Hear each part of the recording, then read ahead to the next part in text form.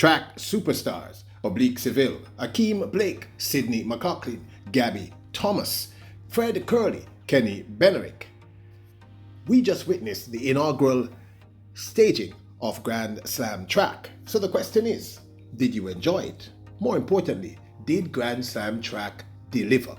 Welcome back to the channel, people. Welcome back to the channel. If this is your first time here, thank you for making it Peter Lloyd World. Go ahead, please hit the subscribe button so we continue to grow. When you do that, hit the notification bell so you know when the next video drops, you drop a video you want to hear in Peter Lloyd World. Also, if you enjoy the content, please hit that like button and finally leave your thoughts. So, ready? Yep, good to go. Well, the National Stadium was on fire, although there was not enough Jamaicans in the audience, but we'll talk about it a little later.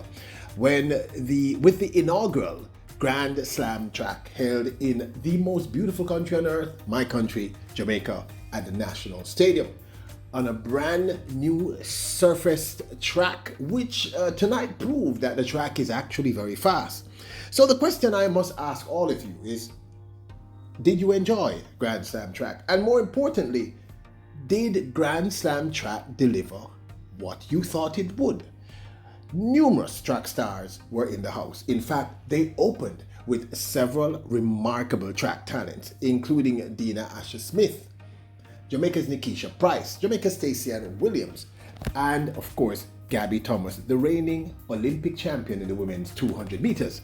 Now, as this was the 200 meters, one would have thought naturally that Gabby Thomas would be the person to watch. Now, the 200 meters was a stellar lineup, as you can see here. Alexis Holmes, 400 meter, incredible talent out of the United States. Salwa Eid Nazir, incredible 400 meter talent. Marlide Paulino, reigning Olympic 400 meter champion. Nikisha Price, one of Jamaica's best. Gabby Thomas, Dina Asher-Smith, as well as Talitha Diggs, also 400 meter phenom, and Stacey Ann Williams. Now, as I said, I would have thought that naturally Gabby Thomas had the edge here in the women's 200 meters. And she delivered as we anticipated. The young lady, whose grandfather is Jamaican, was very, very excited to run and prove her greatness on Jamaican soil, becoming the first person to win a Grand Slam track event. Gabby won this event in a time of 22.62 with Marlide Paulino, surprising me, taking the second spot, and in the third position was Dina Asher-Smith. I thought Asher-Smith would have come closer. The two Jamaicans, Stacey Ann Williams, came 7th and Nikisha Price came 8th. Gabby Thomas, Olympic champion in 7. Safety away first time. Asher-Smith got out pretty good.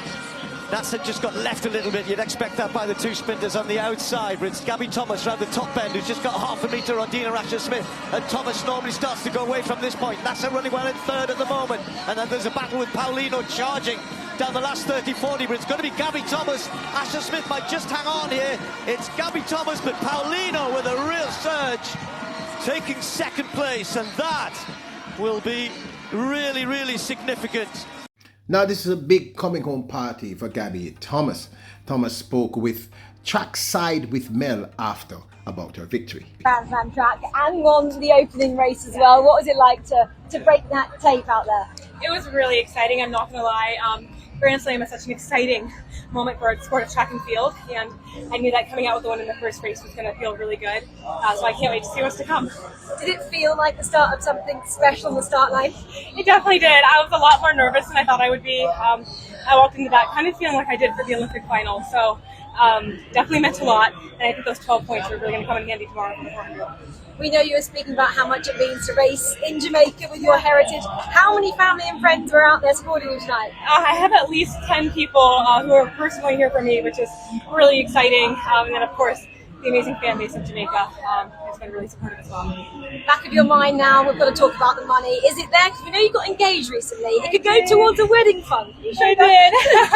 The prize pot here at the Grand Slam is obviously the biggest in our sport, so definitely really exciting to come away with the win of this 200. Final question, 400 meter next. You're up against some class act in that one. How do you think you'll fare? Well, after this win, it definitely is a confidence booster, and I feel like I'm a really good competitor. They're going to challenge me, and I'll challenge them back, and make the best 400 meter runner win. Massive congratulations. Good luck tomorrow. Thank you.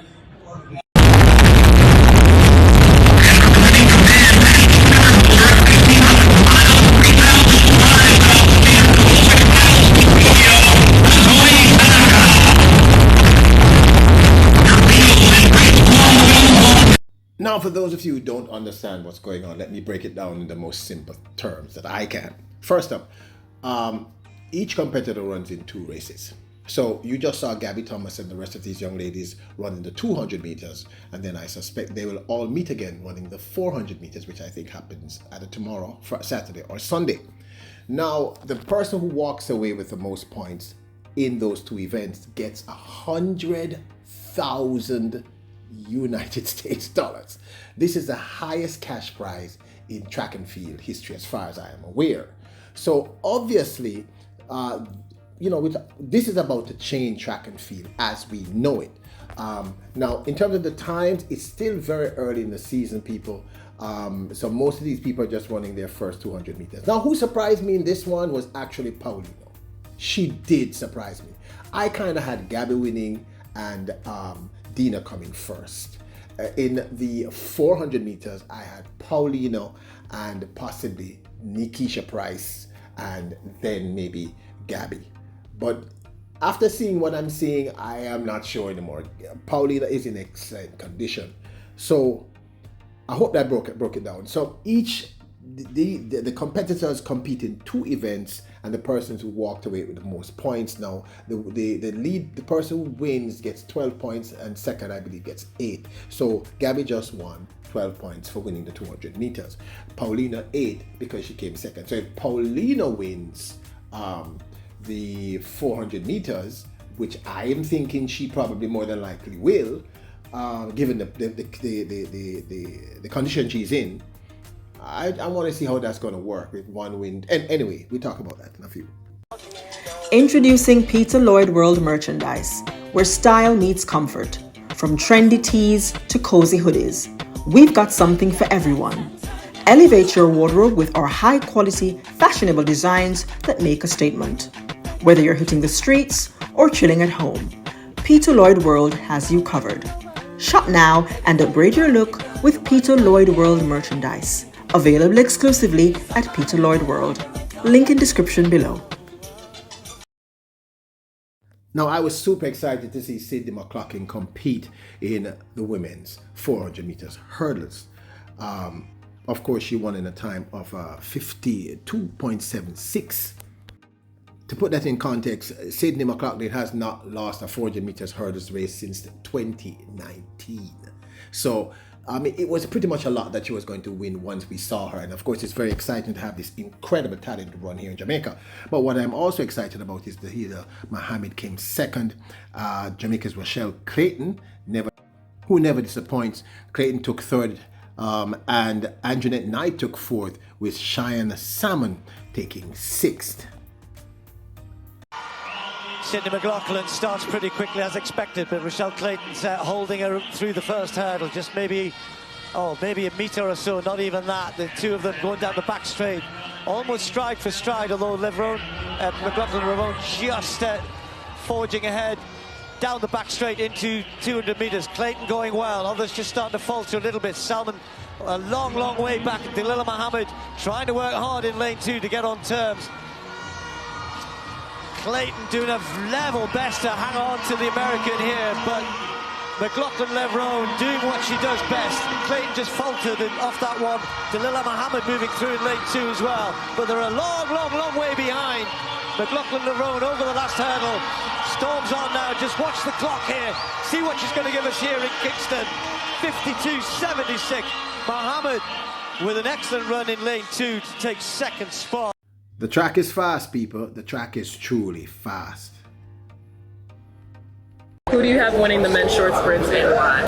I don't want you to put me on the spot. Love all the athletes. I respect all the athletes. Predictions, the short sprints. I have to go with Jamaica. I have to support Jamaica. I support all the athletes, but they will understand. Seville, I got you. I've seen start videos from Kenny. Kenny's been working on start. He actually sent to me personally and said, I think I got it together now. I think he's going to surprise a couple of people. Donald Hughes, Fred Curley is already running this season. Ran a good time opener. His 4x1 flying 100 looked amazing. But you also got to take in consideration the hometown boy, Seville. I think he's going to show out for his people, especially this being the first Grand Slam. So he has to go out there and run his heart out. And we know he can because he's done it before. I'll go with Kenny. Alison DeSantis took the men's 400 meters hurdles, the long hurdles they call it, with Jamaica's Roshawn Clarke taking second. DeSantis won this one with a time of a 47.61. As I said, Roshawn Clarke took second, and Jamaica's Malik James King took fourth, with Wilson of Jamaica in seventh position. Roshawn also spoke with trackside with Mel after. I would fix my number 7. That would shape me up better for the home stretch run. So I think that's where I messed up a bit. It was alright. First time competing on the new track, how does it feel? Ooh, bouncy. Like it? I love it because you can run effortless and run so fast. I don't even tired right now, to be honest. It's bouncy. That good. So the men's, the short sprint, the men's 100 meters.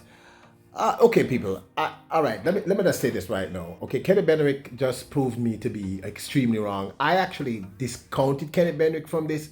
I mean, I think he's a great 200 meter runner. I know he's a solid 200 meter, not a solid 100 meter runner and a great 200 meter runner. But I had Oblique Seville winning this one, and people, Kenneth Benrick shut me up. My lad, yo, you shut me up.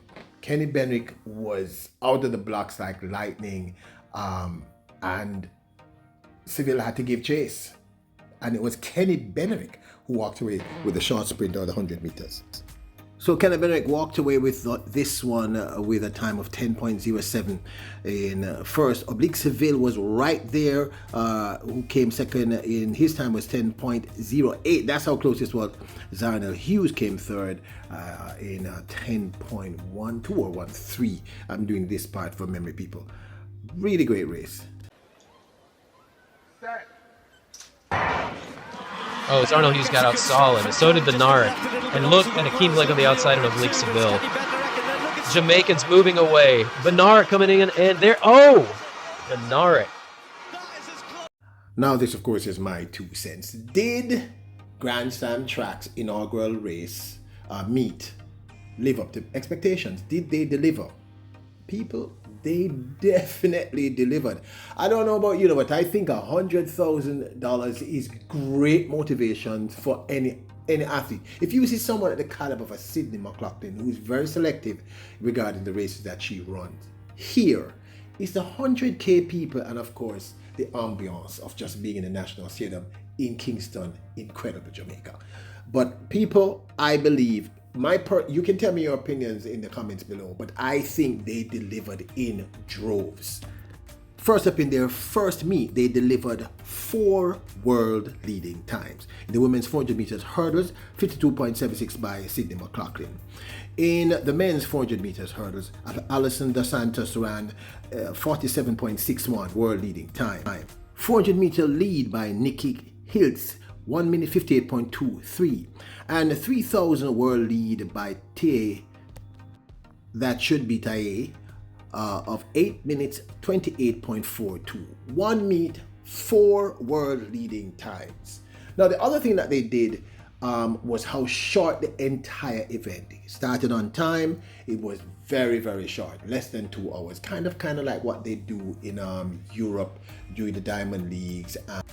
And the advantage of this is it's easier to broadcast on television. I mean, more people will engage in watching something that's not 8 hours. I mean, you know, we are fanatics here in Jamaica in terms of track and field, so we will watch 12 hours of It's a Boys and Girls Champs. But most audiences, if you're trying to engage them, about 2 hours is about the max that they will do. So I think this is also brilliant.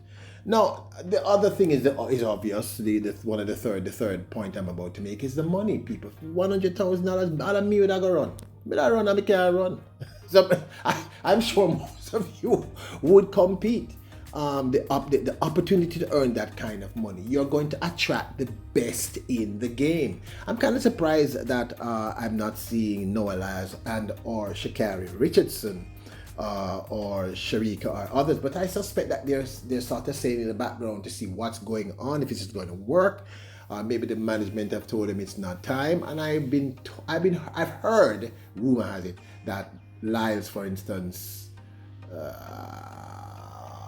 probably wanted more money or something like that. This is what I'm hearing, so this is just hearsay, it's not facts. The other thing that I like is the idea of moving the grandstand track around. It's a very, very good idea. And then also the idea of having the athletes compete in, I saw this thing where channel favorite Akira Nugent was saying she's really excited about running the 100 meters because of course she's going to be doing the 100 meters hurdles, but she is the clear favorite, I think, in running in winning the 100 meters flat. To me, you know, I could be wrong, but did they deliver? Yeah, heck yes, they did. Now they didn't get a full stadium, and the reasons for this is I think the price of the tickets were kind of hefty. I suspect you know, maybe they didn't do enough research regarding the ticket prices. They were a little steep, and I think also they were a little steep coming 1 week after champs, where a lot of people spend a lot of money, fly down hotels, etc., to go to champs. So that could have been addressed, and I suspect they might do something. They might scale back on the ticket prices tomorrow, or for the visual effects, they might allow people to come into the bleachers for free, as they sometimes do with other sports events here in Jamaica. I also think one of the reasons why we didn't see that many people is because it really started promptly on time. Some minutes to 6, the first race went off. So people are still getting in from work, still trying to get to the stadium, etc. So the combination of factors, but I suspect that can also be, will also be fixed eventually.